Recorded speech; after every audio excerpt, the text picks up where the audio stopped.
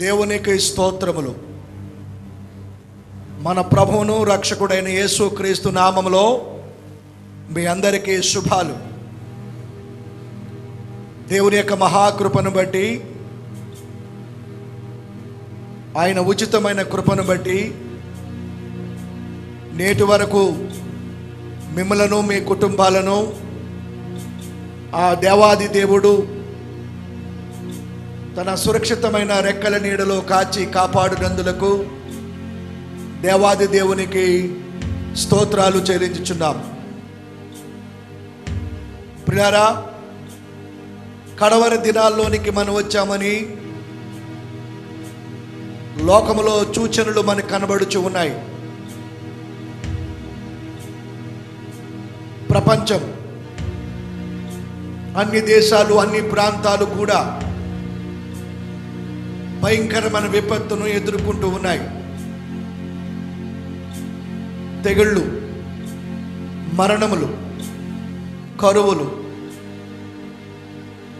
యుద్ధ సమాచారములు, భూకంపములు, అనేక విపత్తులు ప్రపంచములో నలుమూలలా కూడా సంభవించడం అనేది మనం చూస్తూ ఉన్నాం. ఇట్లాంటి సమయంలో దేవుని పిల్లలమైన మనము గమనించవలసిన విషయం ఏమిటంటే, ప్రభు యొక్క రాకడ బహు సమీపంగా ఉందని ప్రతి ఒక్కరు కూడా గమనించాలి. గమనించడమే కాదు, సిద్ధపడాలి. సంఘము ప్రభు రాకడ కొరకు సిద్ధపడాలి. ప్రభు వస్తే ఎత్తబడాలి. ఈ విషయాన్ని ప్రతి ఒక్కరు కూడా గమనించాలని ప్రభు పేరిట మనం చేస్తున్నాను. ఈరోజు మన ధ్యానాంశం ప్రకటన గ్రంథము 1వ అధ్యాయము 7వ వచనాన్ని మనము ధ్యానించబోతున్నాం. పిల్లారా, ఈ పరిశుద్ధ గ్రంథములో 66 పుస్తకములలో చివరి పుస్తకము ప్రకటన గ్రంథము. ప్రకటన అనగా ప్రత్యక్షీకరణం. ఈ కడవరి దినాల్లో, అంచె దినాలలో ప్రతి ఒక్కరూ చదవవలసింది, వినవలసింది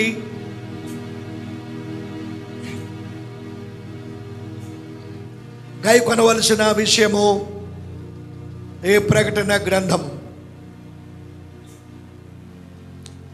ఈ ప్రకటన గ్రంథములో 1వ అధ్యాయము 7వ వచనాన్ని నేను చదువుతున్నాను. మీరందరూ కూడా శ్రద్ధగా వినాలి, చూడాలని ప్రభు పేరిట మనం చేస్తున్నాను. 7వ వచనం, ఇదిగో ఆయన మేఘారూఢుడై వచ్చుచున్నాడు, ప్రతి నేత్రము ఆయనను చూచును, ఆయనను పొడిచిన వారు చూచెదరు, భూజనులందరూ ఆయనను చూచి రొమ్ము కొట్టుకొందురు. అవును, ఆమేన్. ప్రియులారా, ఈ ప్రకటన గ్రంథము ప్రభు యొక్క రాకడ అనే అంశంతో ప్రారంభించబడింది. ప్రభు యేసు రొమ్ము అనే రాకడ ప్రార్థనతో ఈ గ్రంథం ముగియబడుతుంది. గనుక రాకడ గురించి సంఘము ఎంత మెలకువ కలిగి ఉండాలో, రాకడ గురించి మనం ఏ విధముగా సిద్ధపడి ఉండాలో ఈ గ్రంథం స్పష్టముగా మనకి తెలియజేయుచున్నది. దేవునికి స్తోత్రం. ఈ పరిశుద్ధ గ్రంథమైన ప్రకటన గ్రంథములో 8 మారులు ఇదిగో ఆయన వచ్చుచున్నాడు, ఇదిగో ఆయన త్వరగా వచ్చుచున్నాడు, ఆయన దొంగ వలె వచ్చుచున్నాడు, నేను వచ్చే వరకు, ఇట్లాంటి విషయాలు 8 సార్లు పరిశుద్ధాత్మ దేవుడు ఈ గ్రంథములోనే వ్రాయించారు. అంతేకాదు సువార్తలలో కూడా యేసు ప్రభు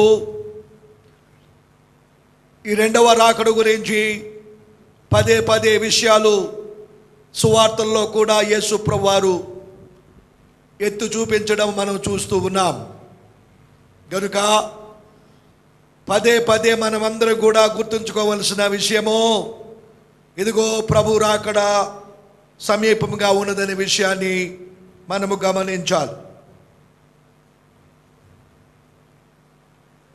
పిల్లారా,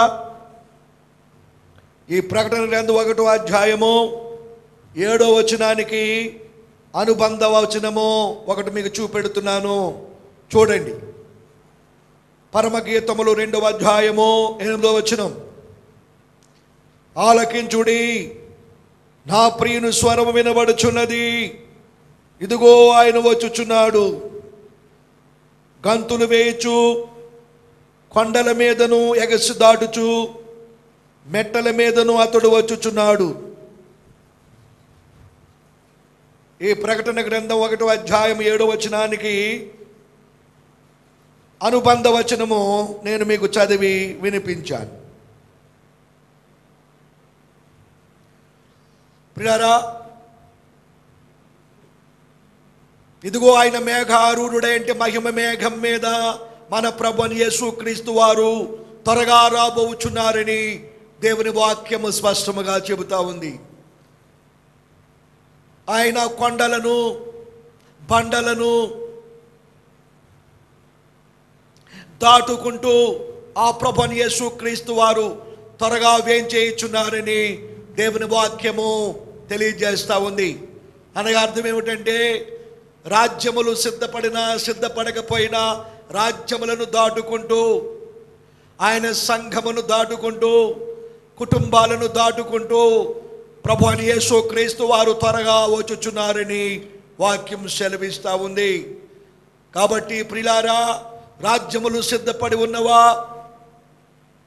అట్లాగే సంఘాలు, ఈనాడు ప్రపంచంలో అనేకమైన సంఘాలు ఉన్నాయి. సార్వత్రిక క్రైస్తవ సంఘం, ప్రపంచంలో నలుమూలలా కూడా ప్రభు పేరిట అనేక సంఘాలు స్థాపించబడ్డాయి. అయితే సంఘాలు సిద్ధపడి ఉన్నవో లేదో అనేది గమనించవలసిన విషయం. చాలా సంఘాలు స్థాపించబడవచ్చును, కానీ సంఘాలు సిద్ధపడ్డవా లేదా అనేది గమనించుకోవాలి. నేను సిద్ధపడంలే, అట్లాగే ఉంటాను అంటే, ఇదిగో ప్రభువైన యేసుక్రీస్తు వారు త్వరగా ఆయన వచ్చుచున్నాడని వాక్యము సెలవిచ్చుచున్నది. అంతేకాదు కుటుంబము కూడా సిద్ధపడి ఉండాలి. ప్రియులారా, నా కుటుంబాలు ప్రభు యొక్క రాకడ కొరకు సిద్ధపడి ఉన్నవా? కేవలం రక్షణ పొందితే సరిపోదు, రక్షణానంద ప్రార్థనే సరిపోదు.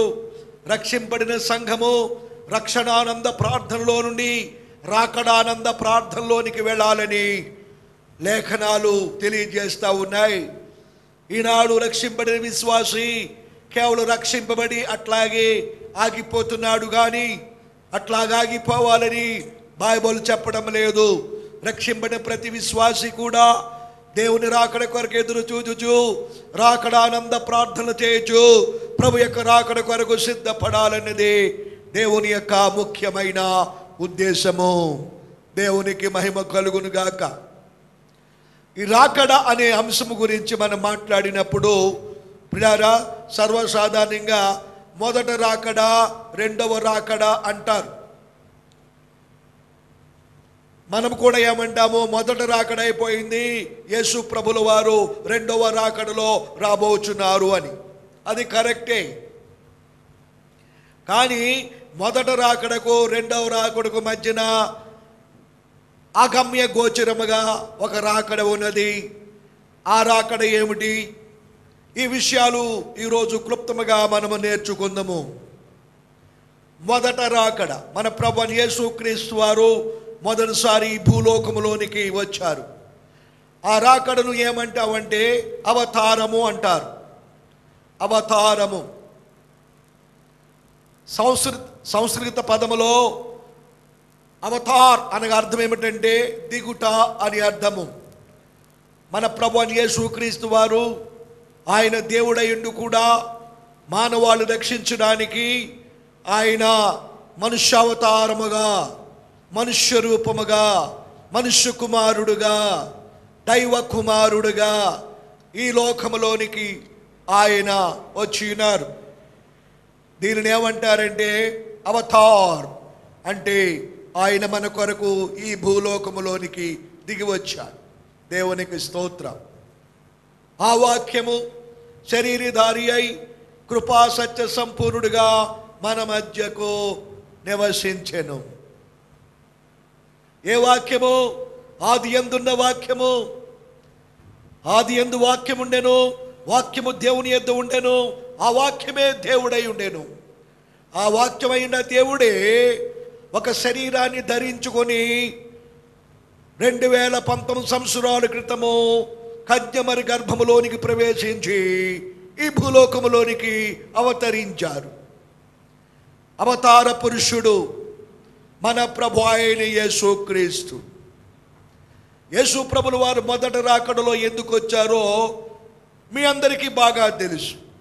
యేసు ప్రభు మొదట రాకడలో ఎందుకు వచ్చారో, లోకానికి తీర్పు తీర్చడానికి ఆయన రాలేదు.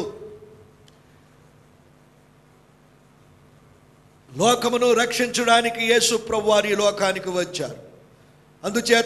అందుచేతనే దేవుడు లోకమును ఎంతో ప్రేమించెను, కాగా తన అద్వితీయ కుమారునిగా పుట్టిన వాని యందు విశ్వాసముంచు ప్రతివాడును నశింపక నిత్య జీవము పొందినట్లు ఆయనను అనుగ్రహించెను. దేవుడు తన కుమారుడుగా యేసుక్రీస్తును ఈ లోకానికి ఎందుకు పంపించారు మొదట రాకడలో అంటే, నశించిపోతున్న మనలను రక్షించడానికి యేసు ప్రభు వారు వచ్చారు. మునిగిపోతున్న మనము, తప్పిపోయిన గొర్రె పిల్లలు మనము, పడిపోయిన నానాని మనము, తప్పిపోయిన కుమారు లాంటి వారు మనము, ఇట్లాంటి వారిమైన మనలను వెదకి రక్షించడానికి ఆ పరలోక పురాన్ని విడిచిపెట్టి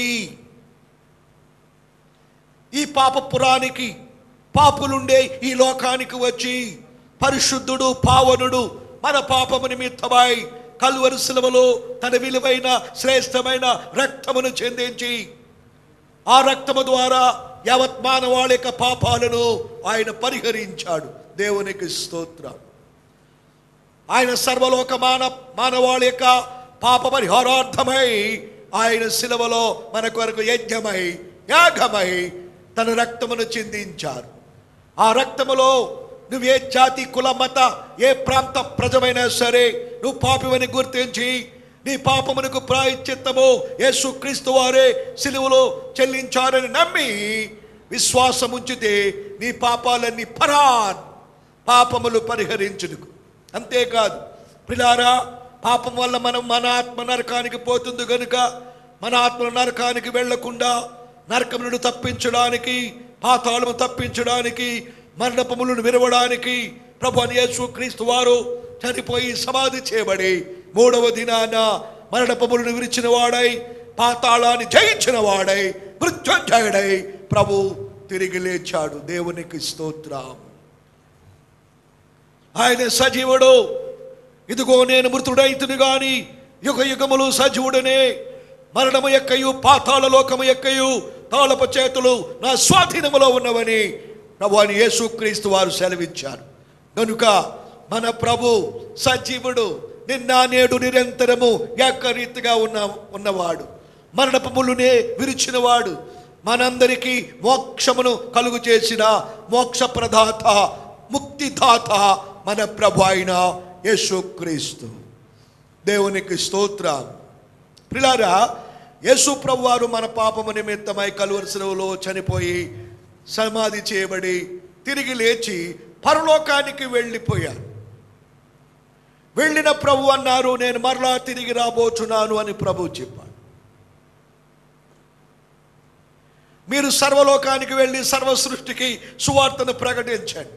నమ్మి బాప్తిజం పొందిన వాడు రక్షింపబడును, నమ్మని వానికి శిక్ష తప్పదు. కేవలం నన్ను నమ్ముకుంటే వారి పాపములు పరిహరిస్తా. నా యందు విశ్వాసం ఉంచిన వాడు మరణములో నుండి జీవములోనికి తాటి వేస్తాడని చెప్పండి. నా యందు విశ్వాసము ద్వారా నరకమును తప్పించబడతారని చెప్పమని యేసు ప్రభువారు తన శిష్యులకు ఆజ్ఞాపించారు. అట్లాగే ఆనాడు ఈనాడు కూడా ప్రపంచమంతా కూడా సువార్త ప్రకటించబడుతుంది. కోకొల్లలుగా అనేక మంది యేసు ప్రభుని నమ్ముకొని పాపక్షమాపణ పొందుకొని యేసు ప్రభుని సొంత రక్షకుడిగా అంగీకరించి ఈనాడు సంఘాలు ప్రభు రాకడ కొరకు ఎదురు చూస్తూ ఉన్నాయి. మన నిరీక్షణ ఏమిటంటే మన ప్రభుని యేసుక్రీస్తు వారు వస్తారు. ఆయన వచ్చి తన సంఘాన్ని తీసుకుని పోతాడు. పరిశుద్ధులందరినీ కూడా ఆయన పరలోకానికి తీసుకుని పోతాడు. మేము ఆయనతో పాటు యుగయుగాలు సంతోషముగా ఉంటాము. అక్కడ ఆకలి దప్పిక లేని రాజ్యము, ఆ మహిమ కలిగిన రాజ్యములో ప్రభుతో పాటు యుగయుగాలు ఉంటామనే నిరీక్షణ, విశ్వాసము ఈనాడు క్రైస్తవులమైన ప్రతి ఒక్కరికి కలిగి ఉన్నారు. దేవునికి స్తోత్రం. అయితే ప్రియారా, మనము మొదట రాకడ గురించి గ్రహించాము, ప్రతి ఒక్కరు కూడా రక్షింపడ్డాము, బాగానే ఉంది. అయితే రెండవ రాకడ కోసం ఎదురు చూస్తున్న మధ్యలో ఒకటి ఉంది. దానిని ఏమంటారంటే ఆగమనము. ఈ ఆగమనము అంటే యేసు ప్రభువారు మధ్యాకాశమును, పరమపురు నుండి యేసు ప్రభువారు మధ్యాకాశమునకు వచ్చి భూలోకంలో సిద్ధపడిన క్రైస్తవ సంఘాన్ని ఆయన మధ్యాకాశమునకు తీసుకుని పోతాడు. దీనిని ఏమంటారంటే ఆగమనము అంటారు. ఈ ఆగమనము గురించి పరిశుద్ధ గ్రంథాలలో రాయబడి ఉంది. ప్రతి ఒక్కరు కూడా గమనించాలని ప్రభు పేరును మనవి చేస్తున్నాం. ఆగమనము అంటే ఇటు భూమి మీదకి అటు పరమపురికి కాకుండా మధ్యలోనికి యేసు ప్రభువారు దిగి వస్తారు. భూలోకములో సిద్ధపడిన క్రైస్తవ సంఘం, వధువ సంఘం, ముడత డాగు కళంకము లేని నిర్దోషమైన నిష్కళంకమైన సంఘం, మహిమతో నింపబడిన సంఘం, దేవుని వాక్యము చేత పరిపూర్ణముగా దిద్దబడిన సంఘం, దేవుని యొక్క ఆత్మశక్తితో నింపబడి పరిపూర్ణులుగా మార్పు చెందిన సంఘం, భూ సంబంధమైన వాటి మీద మనసు పెట్టగా ప్రభు రాకడ కొరకు పైనున్న వాటిని వెతికే సంఘం, అదే పెండ్లి కుమార్తె సంఘం. ఆ సంఘమును తీసుకుని పోవటకు ఆయన ఆగమనము, మధ్యాకాశమునకు ప్రభు వస్తారని బైబిల్ సాక్ష్యం ఇస్తాం. దేవునికి స్తోత్రం. ఈ ఆగమనం అనే అంశము గురించి పరిశుద్ధ గ్రంథములో 50 సార్లు రాయబడి ఉందని పండితుల యొక్క అభిప్రాయం. అయితే ప్రియులారా, ఈ ఆగమనము అనే ఆ అంశము గురించి కొన్ని మాటలు మీకు చదివి వినిపిస్తాను. వాటిని మీరు తెలుసుకోవాలని ప్రభు పేరిట మనవి చేస్తూ ఉన్నాను. దేవునికి స్తోత్రం. చూడండి, ఆగమన గురించి మనము లేఖనాల్లో మనం పరిశోధిస్తే తెస్సలోనికి రాసిన మొదటి పత్రిక 4వ అధ్యాయము 16వ వచనమును నేను చదువుతున్నాను. ఆర్భాటముతోనూ ప్రధాన దూత శబ్దముతోనూ దేవుని బోరతోనూ పరలోకములోండి ప్రభు దిగి వచ్చును. క్రీస్తునందుండి మృతులైన వారు మొదట లేతురు. ఆ మీదట సజీవులమై నిలిచియుండు మనము వారితో కూడా ఏకముగా ప్రభుని ఎదుర్కొనుటకు ఆకాశ మండలమునకు మేఘముల మీద కొనుపోబడుదము. కాగా మనము సదాకాలము ప్రభుతో కూడా ఉందుము.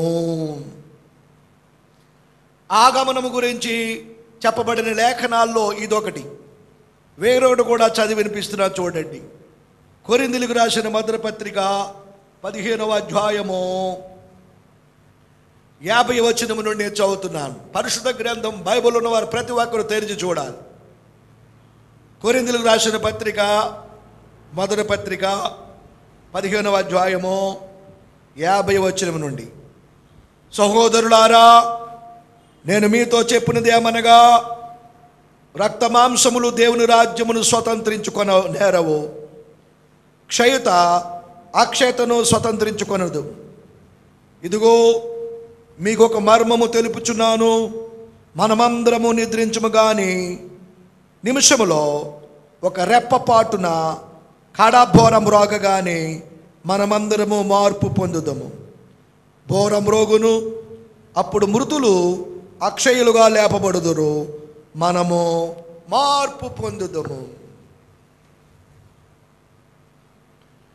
యేసు ప్రభువారు కూడా సువార్తలో ఆయన చెప్పాడు ఏమనంటే,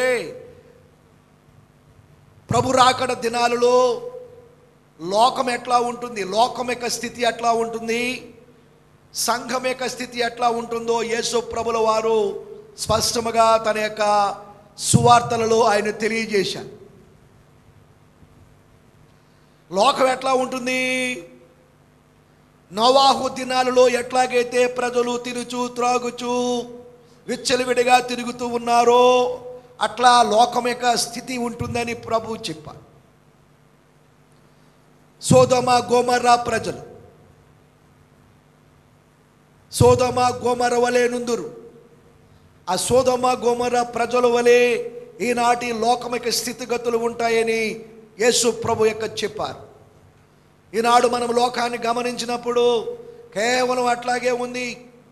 ప్రియులారా, సువార్త ఎంతగా టీవీలో ప్రకటించబడుతున్నా, ప్రపంచమంతా కూడా సువార్త ఎంత విరివిగా ప్రకటించబడుతూ ఉన్నా ప్రజలకు లెక్కలేదు.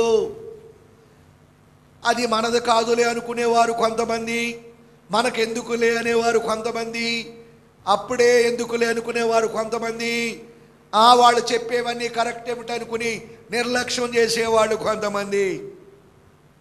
నోవాహు దినాల్లో అట్లాగే ప్రియులారా జలప్రలయం రాబోతుందని దేవుడు ప్రకటింపచేస్తే ఆ ఓడ 120 సంవత్సరాలు సముద్ర మట్టానికి 3000 అడుగుల ఎత్తులో నోవాహు కడుతున్నప్పుడు ప్రతి ఒక్కరికి అది సాక్ష్యముగా కనబడింది.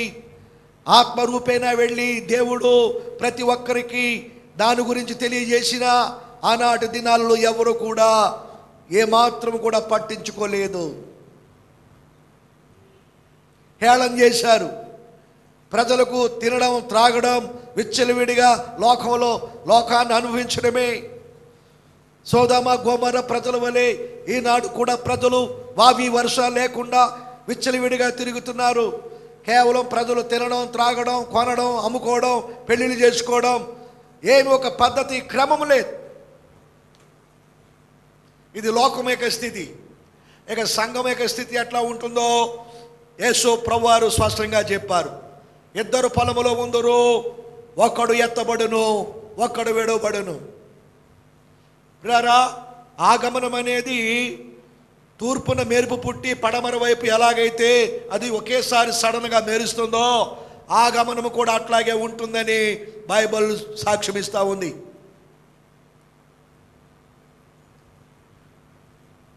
ఆగమనం అనేది కూడా అకస్మాత్తుగా జరిగేది. ఆ దినాలలో 2 పొలములో ఉందరు, ఒకడు ఎత్తబడును, ఒకడు విడబడును. అంటే పొలం అంటే సర్వసాధారణంగా మనము దైవికంగా మనం చెప్పాలంటే పొలం అంటే దేవుని సంఘం. పొలములో పని చేసేవాడంటే పనివాడు, దేవుని పనివాడు, జత పనివాడు. ఏ పనివాడైతే ప్రభు రాకడ వస్తుంది, యజమానుడు వస్తాడని మెలకువ కలిగి ఎవరైతే నమ్మకంగా తన యొక్క సేవను చేస్తూ అతడు దేవుని రాకడ కొరకు సంఘాన్ని సిద్ధపరుస్తూ తాను కూడా సిద్ధపడి ఉంటాడో అట్లాంటి వాడు కనురెప్పపాటున, ఇది అగమ్య గోచరం, అందరికీ కనబడలే జరగదు ఆగమనం అనేది. కనురెప్పపాటు అంటే పండితులు చెప్పిన మాట ఏమిటంటే ఒక సెకండ్లో 1/4 సెకండ్ అంటేనే కనురెప్ప వేసి తీస్తేనే ఒక సెకండ్. దాంట్లో 1/4 అంటే ఎంత స్పీడ్గా అది జరుగుతుందో అగమ్య గోచరం. పొలంలో చేసే పనివాడైనా సేవకుడైనా, ఈనాడు సేవకుడు పొలములో పనిచేస్తున్న సేవకుడు సంఘాన్ని నమ్మకముగా కాసి ప్రభు రాకడ కొరకు సిద్ధపరచవలసిన బాధ్యత ఉంది. అట్లా లేకపోతే ఆ సేవకుడు కూడా ఆగమనములో మధ్యాకాశములకు ఎత్తబడ్డు. అట్లాంటి సేవకుడు కూడా మిగిలిపోయి భూలోకంలో ఉండిపోయే పరిస్థితి ఉంది. అట్లాగే ప్రభు ఏమన్నారు, ఇద్దరు ఒక మంచం మీద పరుండి యుందురు, ఒకరు ఎత్తబడుదురు, ఒకరు విడువబడుదురు. సర్వసాధారణ ఇద్దరు మంచం మీద ఎవరు పడుకుంటారు? భార్యాభర్తలు. అంటే కుటుంబంలో భార్య అయినా భర్త అయినా దేవుని యొక్క రాకడ, ప్రభు రాకడ కొరకు సిద్ధపడుచు, ప్రభు రాకడ కొరకు ప్రార్థన చేస్తూ సిద్ధపడి ఉన్నవారు మాత్రమే ఎత్తబడతారు. భార్యాభర్తలు ఒకే సంఘానికి వెళ్ళిన ఆత్మీయంగా ఒకే రకంగా ఎదగడం లేదు ఈ దినాలలో. భార్య భక్తురాలై, ప్రార్థనా పరురాలై, ఆత్మీయంగా ప్రార్థనలో ఉపవాసాలు ఉండి ప్రార్థన చేస్తూ దైవభక్తులు నీతి గల క్రియలు కలిగి దేవుని రాకడ కొరకు ఎదురు చూస్తే ఆమె ఎత్తబడుతుంది. కానీ సర్వసాధారణంగా భర్తలు ఏమనుకుంటున్నారంటే, నా భార్య ప్రార్థనా పరురాలు, ఆమె బాగా చేసుకుంటుంది, ఆమె చేస్తే సరిపోతుందిలే, నేను నిద్రపోతాను, హాయిగా ఉంటాను, అవసరమైతే నా భార్యతో పాటు నేను కూడా వెళ్ళిపోతాను అనుకుంటున్నారు. భార్యాభర్తలైనను, ఒకే మంచం మీద పరుండి ఉండే కుటుంబీకులైనను, ప్రియులారా, ఎవరైతే సిద్ధపడి ఉంటారో, ఎవరైతే ఆత్మపురులై ఉంటారో, ఎవరైతే ప్రభు రాకడ కొరకు మెలకు కలిగి ఉంటారో, అట్లాంటి వారే మార్పు చెందడం అంటే ప్రియులారా, క్షయమైన ఈ దేహము అక్షతను ధరించుకొనుట. ఎంత అద్భుతమో చూసారా? రక్తమాంసాలు దేవుని రాజ్యం వెళ్ళవు. కొనిపోతారంటే రక్తమాంసాలతో మనం పరలోకానికి కొనిపోబడం. క్షయమైన ఈ దేహము అక్షతను ధరించుకొనుట. ఇక్కడికి ఎక్కి రమ్మని ఆ యొక్క మధ్యాకాశమునకు ఆ స్వరం వినబడగానే సిద్ధపడిన వారు, ఇద్దరు మంచం మీద పరుండి ఉన్న భార్య ఒకవేళ సిద్ధపడి ఉంటే, భార్య ఒకవేళ ఆత్మపుండాలై ఉంటే, భార్య నమ్మకస్తురాలైతే ఆమె ఎత్తబడుతుంది. ఆమె శరీరం మీద ఉన్న ఆ వస్త్రాలు ఏమైతే ఉన్నవో అవన్నీ అక్కడే ఉండిపోతాయి. ఆమె దేహం మాత్రము క్షయమైపోయి ఆ దేహము అక్షతను ధరించుకొని కనురెప్ప పాటున ఆమె కొనిపోబడుతుంది. తెల్లవారుజాము లేచి చూస్తాడు భర్త మంచం మీద, భార్య కనబడదు. వంటగదిలో ఎదుగుతాడు, బాత్రూంలో వెతుకుతాడు, అక్కడ వెతుకుతాడు, ఇక్కడ వెతుకుతాడు, ఎక్కడా కనబడదు. ఏమైంది? ఇదే దృశ్యాలు ప్రపంచమంతా జరుగుతాయి. ఇట్లాంటి కార్యాలు ప్రపంచమంతా జరిగేసరికి ప్రపంచమంతా కలవరం, మనుషులు కనబడడం లేదు. ఏమయ్యారు? మధ్యాకాశానికి ఎత్తబడ్డారు. సిద్ధపడిన సంఘము ఎత్తబడింది. ఒకవేళ అదే సమయంలో బస్సు నడుపుతున్న డ్రైవర్ ఆత్మపూర్ణుడై ప్రభు రాకడ సిద్ధపడిన వ్యక్తి అనుకో, ఆయన సడన్గా క్షయమైన దేహం అక్షతను ధరించుకొని మధ్యాకాశానికి ఎత్తబడతాడు. అప్పుడు బస్సు బోల్తా పడుతుంది. బస్సులో ఎవరైతే సిద్ధపడి ఉండరో వారందరూ కూడా మరణిస్తారు. ఇట్లాంటి దృశ్యాలు ప్రపంచంలో నలుమూలలా జరిగినప్పుడు ప్రపంచమంతా కలవరము చెందుతుంది. మిగిలిపోయిన వారందరూ గుండెలు బాదుకుంటారు. అయ్యో, మేము ప్రభు రాకడంటే నిర్లక్ష్యం చేశాం, సంఘం ఎత్తబడుతుందంటే మేము నమ్మలేదు. ఇంకా ప్రభు ఏం చెప్పారు? ఇద్దరు తిరగలు విసురుచుందురు, ఒకరు ఎత్తబడును, ఒకరు విడబడును. కుటుంబాల్లో స్త్రీలు, కుటుంబంలో ఉన్నవారు, అత్తా కోడలు కావచ్చు, తల్లి కూతురు కావచ్చు, ఎవరైనా సరే వధువు సంఘములో సిద్ధపడిన వారు ఒక కుటుంబంలో ఉన్నంత మాత్రాన కుటుంబంతా కూడా వధువు సంఘంలో చేర్చబడినట్టు కాదు. ఆత్మీయతను బట్టి, వారిలో ఉన్న ప్రార్థనా జీవితము, పవిత్ర జీవితము, ప్రభు రాకడ కొరకు వారికి ఉన్న ఆసక్తి, వారిలో ఉన్న ఆసక్తిని బట్టి వారు ఆగమనములో మధ్యాకాశమునకు ఎత్తబడతారనే సంగతి ప్రతి ఒక్కరూ గమనించాలని ప్రభు పేరిట నేను మీకు మనవి చేస్తూ ఉన్నాను. దేవునికి స్తోత్రము కలుగును గాక. హల్లెలూయా. నీ తలంపులు ఎట్లా ఉన్నాయి దేవుని బిడ్డ? మనము కదిలినా మెదిలినా యేసు ప్రభు త్వరగా వస్తాడు. వచ్చినప్పుడు నేను ఆయన ఎదుట ఎలా నిలబడాలి? పరిశుద్ధ అలంకరణ కలిగి, పవిత్రమైన వస్త్రము, నీతి వస్త్రము కలిగి ప్రభుకి ఇష్టమైన బిడ్డగా నేను ఉంటున్నానా లేదని మనం కూర్చున్నా లేచినా ప్రభు తలంపులు, ప్రభు రాకడ తలంపులు కలిగిన వారే ప్రభు రాకడలో ఎత్తబడతారనే విషయాన్ని మీరు గమనించాలని ప్రభు పేరట మనం చేస్తున్నాను. ఈ దినాల్లో చాలామంది అట్లాంటి తలంపులు లేవండి. అంతెందుకు, ప్రభు రాకడ, రెండవ రాకడ గురించి బోధ చేస్తే కొంతమంది నవ్వుకుంటున్నారు. ఎందుకంటే వాళ్ళకి విశ్వాసం లేదు. ఒక బిషప్ గారు ఒక సభలో రెండవ రాకడ గురించి చాలా అద్భుతంగా చెప్పారట. ఆ బిషప్ గారు కారు నడిపే డ్రైవరు అన్యుడు, అతడికి ప్రభు అంటే తెలియదు. ఈ బిషప్ గారు ఈ మహాసభలో చెప్పిన ఆ రెండవ రాకడ గురించి చెప్పిన వాక్యాన్ని విన్న ఆ డ్రైవర్కి ఒక రకమైన భయం కలిగింది. బిషప్ గారు వాక్యం అయిపోయిన తర్వాత మరలా తిరిగి వెళ్ళిపోతున్న సమయంలో, రాకడని, రెండవ రాకడని చెప్పారు కదా, నిజంగా రెండవ రాకడ ఉందంటారా అని అడిగితే ఆ బిషప్ అన్నారంట, నాకు తెలియదురా అన్నారంట. ఆశ్చర్యపోయిన డ్రైవర్. ఇప్పటి వరకు ఆయన రెండవ రాకడలో ప్రభు వస్తున్నాడు, పలానా సమయంలో ఇదిగో ప్రభు రాకడ సమీపంగా ఉంది అని ఎంతో చెప్పిన ఆయన నాకు తెలియదు అన్నప్పుడు ఆశ్చర్యపోయాడంట. అంటే ఆయన బోధ అయితే చేశాడు, కానీ ప్రభు రాకడ వస్తుందో లేదో, ఉందో లేదో కూడా నమ్మలేని అవిశ్వాసముతో ఉన్న వ్యక్తి. మరి అవిశ్వాసముతో మనమే నమ్మకపోతే మనం ఎట్లాగే ఎత్తబడతాము? మనమే ఆ నమ్మిక లేకపోతే ఆ పరమునికి ఎలా కొనుపోబడతాము చెప్పండి? ఈ దినాలలో ఎంతమంది ప్రభు రాకడ గురించి ఆలోచన కలిగి ఉన్నారు?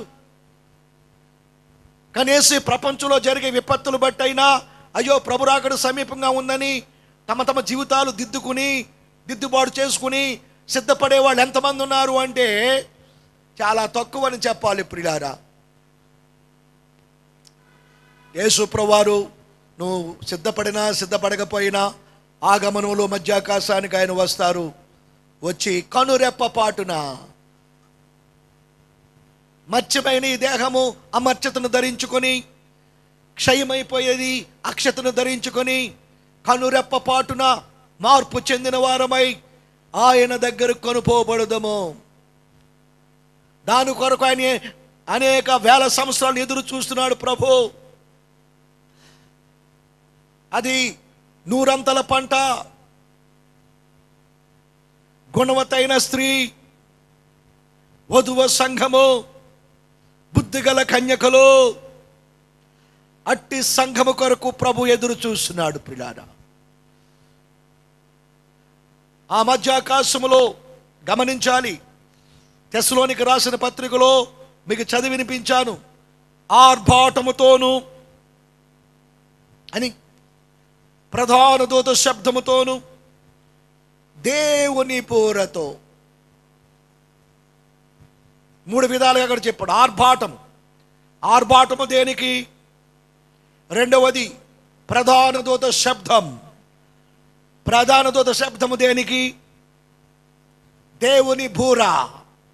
ఈ దేవుని బూర దేనికి అని మనం ఆలోచన చేస్తే పిల్లారా, ప్రభునందు నిద్రించిన నీతిమంతులు మనకంటే ముందుగా వెళ్ళి పరదేశులో ఉన్నారు. విశ్రాంతి అంటే యేసు ప్రభు వధువు సంఘాన్ని తీసుకుని వచ్చి భూలోకంలో ఎత్తబడిన వధువు సంఘము, అక్కడున్న పరిశుద్ధ సంఘాన్ని, ఈ రెండిటిని అక్కడ కలుపుతారు మధ్యాకాశములో. అంతవరకు ఈ పరదేశులో ఈ నీతిమంతుల ఆత్మలు రెస్ట్, విశ్రాంతిలో వారు ఉన్నారు. ప్రభు ఎక్కడ ఉన్నారు? ప్రభు అయితే తండ్రి కుడి పార్శ్వమున ఆసీనుడై పరమపురిలో, పరలోక రాజ్యములో ఆయన తండ్రి కుడి పార్శ్వమున ఆసీనుడై ఉన్నారు. అయితే ఎప్పుడైతే ఈ ఆగమనం సమయం వచ్చిందో, ఎప్పుడైతే ఈ రెండవ రాకడ సమయం వచ్చిందో, ఆ సమయంలో ఈ విశ్రాంతిలో ఉన్న ఈ పరిశుద్ధుల నీతిమంతులను సిద్ధపరచడానికి పరలోకములో ఆర్భాటము చేయబడింది. ఆర్భాటం చేయబడిందంటే ఇదిగో మీ ప్రభువు వధువు సంఘమును తీసుకుని పోవడానికి వచ్చుచున్నాడనే ఒక హెచ్చరిక, ఆర్భాటము. ఆ ఆర్భాటం ఎవరి కోసం అంటే మనకంటే ముందుగా వెళ్ళి పరదేశంలో ఉన్న పరిశుద్ధులను మేల్కొల్పడానికి, సిద్ధపరచడానికి, అంటే వారు ప్రభుని ఎదుర్కోవడానికి సిద్ధపడడానికి. ఇక రెండవది ప్రధాన దూత శబ్దం. ప్రధాన దూత ఎవరు? పిల్లారా, మన పక్షముగా యుద్ధం చేసేవారు, మన పక్షముగా మనకి కాపుదలు ఇవ్వడానికి దేవుడు ఏర్పాటు చేసిన ప్రధాన దూత మిఖాయేలు. మిఖాయేలు మన పక్షముగా ఉండి ఆయన సాతాను అనేక దూతలు, సాతాను శక్తులతో పోరాడి మనకి మార్గము సరళము చేసే దేవుని ప్రధాన దూత మిఖాయేలు. ఈ మిఖాయేలు ఎందుకు ప్రధాన దూత ఆర్భాటం చేస్తున్నాడంటే, దేవుడు అటు పరలోక రాజ్యములోను భూమి మీద ఉండకుండా సాతాను వాని దూతలను ఎప్పుడైతే నెట్టివేసినప్పుడు సాతాను వాని దూతలు కార్యకలాపాలన్నీ కూడా వాయుమండలాధిపతిగా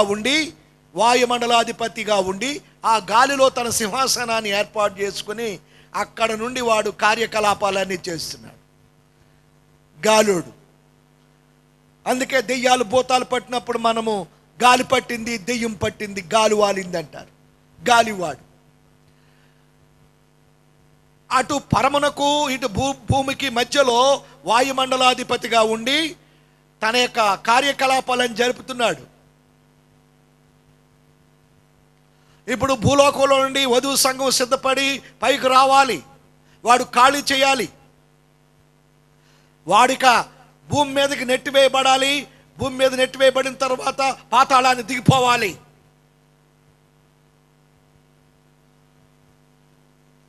అందుచేతను వాడు ఖాళీ చేయించడానికి, వధువు సంఘానికి మార్గము సరళము చేయడానికి ప్రధాన దూతను ఆ దేవాది దేవుడైన ప్రభు పంపించి ఆ దూతలు వచ్చి అంతటా పరలోకమందు యుద్ధము జరిగెను. అపవాది వాని దూతలకు యుద్ధము జరిగెను. ప్రకటన గ్రంథం 12వ అధ్యాయంలో మీరు 10వ వచనం నుంచి 11వ వచనం నుంచి చదువుకోండి, మీకు బాగుగా తెలుస్తుంది.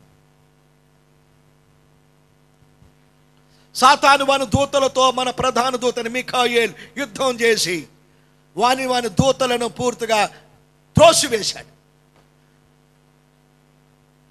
అది జరిగిన వెంటనే దేవుని బూర ఎప్పుడైతే మ్రోగిందో భూలోకములో సజీవులమైన మనము, సిద్ధపడిన మనము, పరిశుద్ధాత్మ చేత నింపబడి పవిత్రపరచబడి నీతి అలంకరణ కలిగి రాకడ ప్రార్థన కలిగి పైనున్న వాటిని వెతుకుచు ఎప్పుడొస్తాడా ప్రభుని ఎదురు చూసే వారి కొరకు దేవుని బోర వినబడగానే కనురెప్ప పాటున మార్పు చెంది మనము పరలోకమునకు కొనుపోబడదాము. ఇది ఆగమనములో జరిగే సంభవాలు. నేను క్లుప్తంగా వివరిస్తున్నా, సమయం మనకి లేదు కనుక ఒక్కొక్కటి వివరిస్తూ పోతే సమయం ఎక్కువ అవుతుంది. ఆ తర్వాత ప్రత్యక్షత. అందరూ చెప్పుకునే రెండవ రాకడ అంటే చూసారా, దానిని ఏమంటామంటే ప్రత్యక్షత. అంటే సరాసరి రెండవసారి యేసు ప్రభుల వారు ఈ భూమి మీదకి ఆయన మహామహిమతో రాబోచున్నాడు. దేవునికి స్తోత్రం, హల్లెలూయా. పరలోకములో వధువు సంఘముగా ఎత్తబడిన పరిశుద్ధులను తీసుకొని 7 ఏండ్లు మహావిందు అక్కడ జరుగుతుంది. ఆ 7 ఏండ్లు మహావిందు అయిపోయిన తర్వాత పరలోకములో పరిశుద్ధులను వధువు సంఘాన్ని తీసుకొని ఆయన మేఘారూఢుడై, అంటే ఈ ప్రకటన గ్రంథము 1వ అధ్యాయం 7వ వచనం దేని గురించి చెబుతుందంటే యేసు ప్రభు యొక్క ప్రత్యక్షత. అంటే రెండవసారి భూమి మీద ఆయన పాదం పెట్టబోతున్నాడు, దాని గురించి చెప్పబడిన వచనం ఇది. దేవునికి స్తోత్రం, హల్లెలూయా.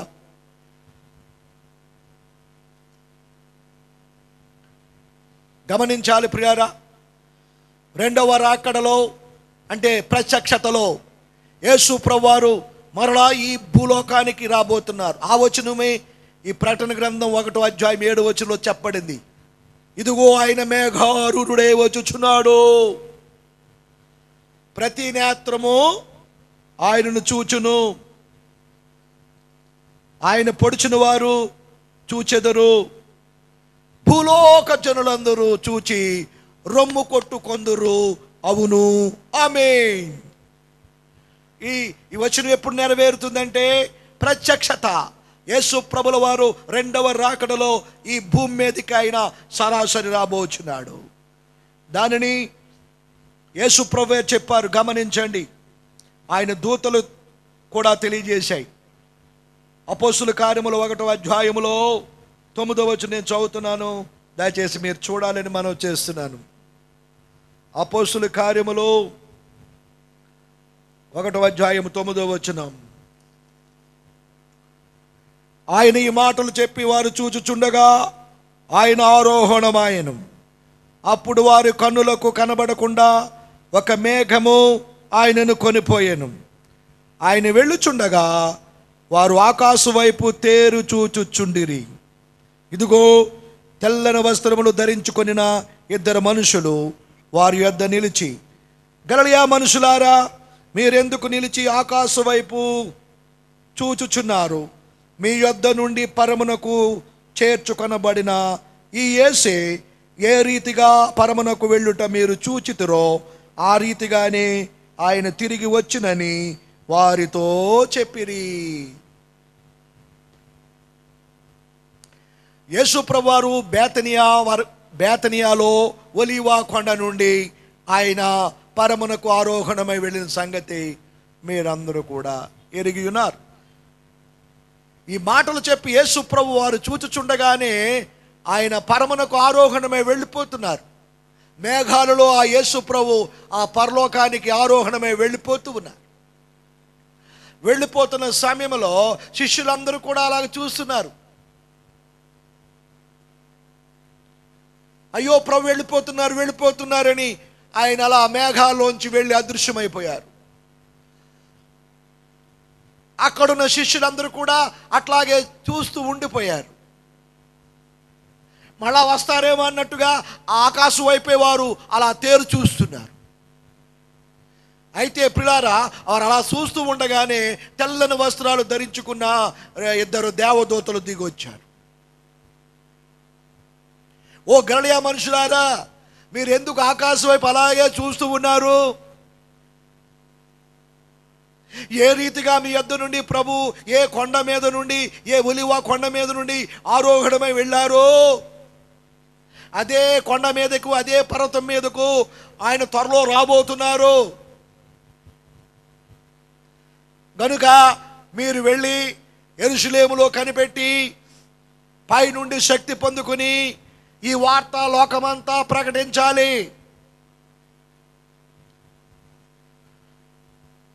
ఆయన రెండవసారి రాబోతున్నారని మీరు ప్రకటన చేయండి అని దేవదూతలు చెప్పిన విషయాన్ని మీరు గమనించాలి.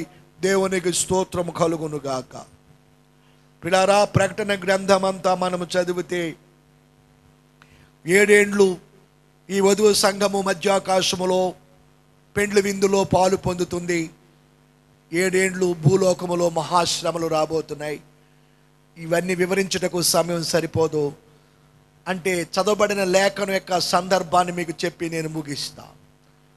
ఏ రీతిగా ప్రభు పరలోకానికి ఆరోహణమై వెళ్ళారో అదే రీతిగా ప్రభు వస్తారని మరి జకర్యా గ్రంథములో కూడా ప్రవచనాలు ఉన్నాయి. రొమ్ము కొట్టుకుని ఎవరు ఏడుస్తారు? ఆయన పొడిచిన వారు ఎవరు? యూదులు. ఆయన స్వకీలే ఆయన నమ్మలేదు. ఆయన తన స్వకీలు ఎదుగు వచ్చెను, ఆయన స్వకీలు ఆయన నమ్మలేదు.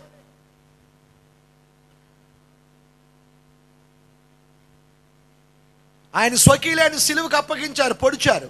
ఆయన పొడిచిన వారు చూతురంటే ఎవరు చూస్తారు? ఆయన పొడిచిన వారు ఎవరు? యూదులే పొడిపించారు.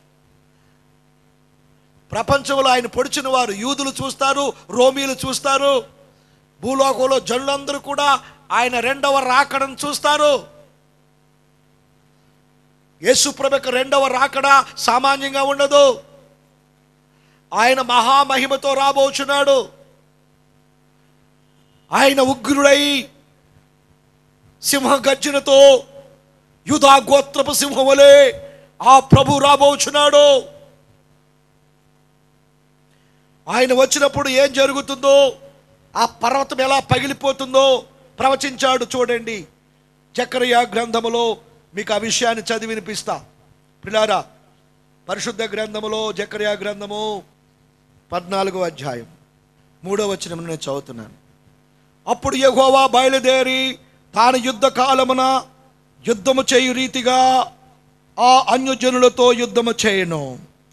ఆ దినమున యెరూషలేము ఎదుట తూర్పు తట్టునున్న ఒలివ కొండ మీద ఆయన పాదములుంచగా, ఒలివ కొండ తూర్పు తట్టునకును పడమటి తట్టునకును నడిమికి విడిపోయి, సగము కొండ ఉత్తరము తట్టునకును సగము కొండ దక్షిణము తట్టుకును ఏర్పడును. కొండల మధ్య కనబడు లోయ అజీలు వరకు సాగగా మీరు ఆ కొండలోయలోనికి పారిపోవద్దురు. చూసారా, 7 సంవత్సరాలు సంపూర్తి అవుతున్న సమయంలో అప్పుడు ప్రపంచంలో మార్పులు వస్తాయి. ప్రియారా, ప్రపంచ యుద్ధాలు ప్రారంభమవుతాయి. యూదులు కొంతమంది యేసుప్రభుని నమ్మలేదు కనుక ఎంత సువార్త ప్రకటించినా ఆ యూదులు యేసుప్రభుని అంగీకరించలేదు కనుక వారు కూడా ప్రభును తెలుసుకోవాలి.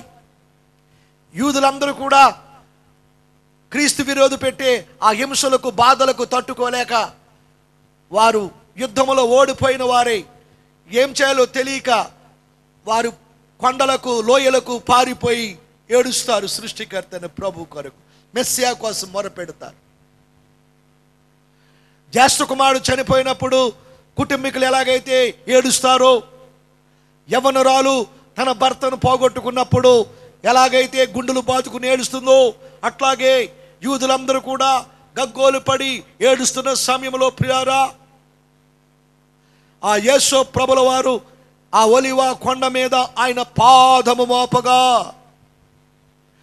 ఒకప్పుడు గొర్రెపిల్ల ఆయన పాదాల్లో మేకులు కొట్టారు. ఒకప్పుడు గొర్రెపిల్ల వలె ఆయన చేతుల్లో మేకులు కొట్టారు. ఆయన భుజాల మీద సిలువను మోపారు.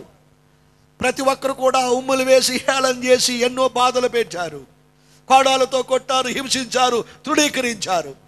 అయితే ఇప్పుడు ఆయన పాదములు చలువురాతి పాదములు, అగ్ని జ్వాలల వంటి మరి అపరంజిని పోలిన పాదములు, మహిమతో కూడిన పాదములతో ఆ ప్రభువైన యేసుక్రీస్తు మేఘారుడై మహిమ మేఘం మీద మహిమోన్నతుడైన ప్రభువు ఆ ఒలివ పర్వతం మీద, ఆ ఒలివ కొండ మీద ఆయన పాదము మోపగా, ఆ కొండ తూర్పుకి పడమరకి పారిపోతుంది. ఉత్తరము తట్టు సగం భాగం, దక్షిణం తట్టు సగం భాగం పారిపోయి అక్కడ లోయ ఏర్పడుతుంది. లోయ, ఆ లోయలోనే ప్రపంచ యుద్ధం జరుగుతుంది. పిల్లారా, పారిపోయిన ఆ యూదులు ఆ కొండల్లో లోయల్లో పారిపోయినప్పుడు ఆ కొండ గుహల్లో క్రొత్త నిబంధన గ్రంథం వారికి దొరుకుతుంది. ఆ క్రొత్త నిబంధన గ్రంథం వారికి దొరికిన వెంటనే ఆ మొదటి వచనం చదవగానే వారి మనోనేత్రాలు తెరవబడతాయి. అబ్రహాము కుమారుడైన దావీదు కుమారుడైన యేసుక్రీస్తు వంశావళి అని చెప్పగానే యేసుప్రభు ఎవరు? మన అబ్రహాము సంతానము. యేసుప్రభు ఎవరు? మన దావీదు సంతానము. ఆయన మన రక్షకుడు, ఆయనే మనం పొడిచాం, చంపామని ఎప్పుడైతే వారి మనోనేత్రాలు వెలిగించబడతాయో వారందరూ గుండెలు బాదుకుని ఆడడం ప్రారంభిస్తారు. ఆ సమయంలో యేసు ప్రభు వారిని రక్షించడానికి, అలాగే విడబడిన క్రైస్తవులను, విడబడిన పరిశుద్ధులను ఆయన రక్షించడానికి, ప్రపంచానికి తీర్పు తీర్చడానికి ఆ యేసు ప్రభుల వారు ఆయన దిగి వస్తారు. దేవుని స్తోత్రం, హల్లెలూయా. దీనిని ప్రత్యక్షత అంటారు. ఆయన వచ్చి ఈ భూలోకాన్ని ఎలా భరణము చేయబోతున్నారో, ఈ భూలోకాన్ని ఆయన 1000 ఏళ్ళు ఎలా భరణము చేయబోతున్నారో, పరిశుద్ధులు ఈ భూలోకాన్ని ఎలా స్వతంత్రించుకోబోతున్నారో, ఇవన్నీ కూడా ప్రకటన గ్రంథములో దేవాది దేవుడు స్పష్టంగా వ్రాయించాడు. కనుక ప్రియారా, అంతా వివరించడానికి సమయం సరిపోదు. ఈ చదవబడిన ఈ ప్రకటన గ్రంథం 1వ అధ్యాయము 7వ వచనము ఏ సందర్భముగా వ్రాయబడిందో, దేని కొరకు వ్రాయబడి ఉందో మీకు ఆ విషయాన్ని తెలియజేశాను గనుక మీరు గ్రహించండి. ప్రభు రాకడ సమీపంగా ఉంది గనుక సిద్ధపడండి. ఎంతవరకు లోకాశల్లో పడిపోయాం, తడువులాటలో పడిపోయాం. ఇక తడువులాటను విడిచిపెట్టి, లోకాశలు విడిచిపెట్టి, పరలోక ఆశతో నింపబడి పరిశుద్ధుల యొక్క గుంపులో మనం కూడా చేర్చబడాలి. వధువు సంఘములో మనం కూడా చేర్చబడాలి. సంఘము సిద్ధపడాలనే ఉద్దేశంతో ఈ వాక్యాన్ని మీకు తెలియజేస్తున్నాను. మేలుకొనుము, ఇదిగో ప్రభు రాకడ ఓ సమీపంగా ఉంది. ఇదిగో ఆయన ద్వారము దగ్గరే నిలబడి ఉన్నాడు. ఇదిగో ఆయన ద్వారము దగ్గర నిలబడి ఉన్నాడు కనుక ఓ క్రైస్తవ సంఘమా, మేలుకొనండి, నిద్రమత్తు విడిచిపెట్టండి. కునికి నిద్రపోవడం కాదు, మేలుకు కలిగి ప్రార్థన చేయండి. తప్పుదములు సరి చేసుకునండి. ముడత డాగు కళంకములను కడిగి వేసుకొనండి. ప్రభు రాకడ కొరకు సిద్ధపడండి. దేవుడు మిమ్మలను దీవించి ప్రభు రాకడ కొరకు ఆయుత్తపరచబడును గాక. ఆమేన్. ప్రార్థన చేసుకుందాం. మహాపరిశుద్ధుడు, మహోన్నతుడమైన మా తండ్రి, గనుడమైన మా యేసయ్య, నీకు స్తోత్రాలు చెల్లించుచున్నాము. ప్రభువా, ఇదిగో ఆయన మేఘారుడై వచ్చుచున్నాడు. ప్రతి నేత్రము ఆయన చూచును, ఆయన పొడిచిన వారు చూచుదురు, భూజనులందరూ చూచి రొమ్ము కొట్టుకొందురు అనే వాక్యమును ఈరోజు మాకు తెలియజేసినందుకే వందనాలు తెలియజేస్తున్నాం. దేవా, మొదటి రాకడలో మీరు మా కొరకు వచ్చారు గొర్రె పిల్లవలే. మా పాపములను మోసారు గొర్రె పిల్లవలే. కలువరి శిలువలో మా కొరకు రక్తము కార్చారు నాయన. మీరు పొందిన దెబ్బల్లో మాకు స్వస్థత కలిగింది. మీరు కార్చిన రక్తములు మా పాపాలన్నీ పరిహరించబడ్డాయి తండ్రి. రక్షింపబడిన నీ సంఘాన్ని ప్రభువా నీ రాకడ ఆనందములో నడిపించండి. ఇదిగో నేను మరలా త్వరగా రాబోచున్నానని మీరు సెలవిచ్చారు. మీరు చెప్పిన మాట చెప్పి అప్పుడే 2019 సంవత్సరాలు గడిచిపోయాయి. 2020లో మేము వచ్చాము నాయన. ఇదిగో లోకంలో చూడగా నీ రాకడ సూచనలు నెరవేరుతూ ఉన్నాయి ప్రభువా. కరువులు మేము చూస్తూ ఉన్నాం, భీకరమైన తెగులు చూస్తున్నాం. ప్రపంచం అంతా కూడా ఈ తెగులుతో భయపడిపోతున్నారు. అనేక మంది చనిపోతున్నారు. అనేక కుటుంబాలు నెమ్మది లేకుండా ఉన్న ఈ పరిస్థితులు ప్రభు దేవా, మరణాలు మేము చూడగలుగుతున్నాం. భయంకరమైన యుద్ధ సమాచారాల గురించి వింటున్నాం. భూకంపాలు చూస్తూ ఉన్నాం. ఇవన్నీ నీ రాకడ సమీపంగా ఉన్నాయని తెలియజేస్తున్నాయి కనుక ప్రభువా లోకాన్ని రక్షణలోనికి నడిపించండి. రక్షింపబడిన సంఘమైతే ప్రభువా మెలకు కలిగి ఉండేవారుగా చేయండి. మెలకు కలిగిన వారుగా చేయండి. నిద్ర మత్తు నుండి విడుదల కలుగు చేయండి. క్రీస్తు నీ వెలుగు చేత సంఘాలను ప్రకాశింప చేయండి. క్రీస్తు నీ ఆత్మ చేత సంఘాన్ని తాకించండి. క్రీస్తు నీ రాకడ కొరకు సంఘాన్ని సిద్ధపరచమని కొన్ని సందులో ప్రార్థన చేయించిన దేవానికి స్తోత్రం చెల్లిసిన.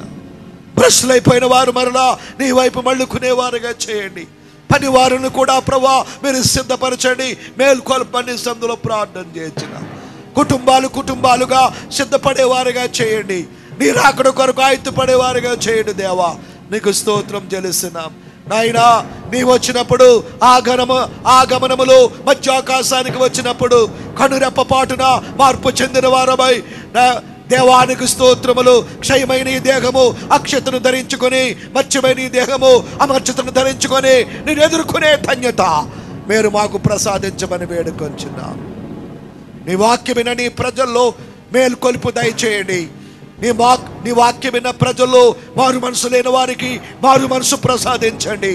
మార్పు చెందిన వారైతే ప్రభువా మేల్కొల్పు దయచేయమని కూడా నీ సన్నిధిలో ప్రార్థన చేయించున్నాం. మీరే మహిమ పొందండి. విత్తబడిన వాక్యము నూరంతల ఫలింపు దయచేయండి. మీ నామానికే మహిమ తెచ్చుకొనమని త్వరగా రానయున్న మా ప్రభును రక్షకుడైన యేసు క్రీస్తు నామముల వినయముతో వేడుకుంటున్నాము తండ్రి. Amen, amen, amen. God bless you. దేవుడు మిమ్మల్ని దీవించును గాక.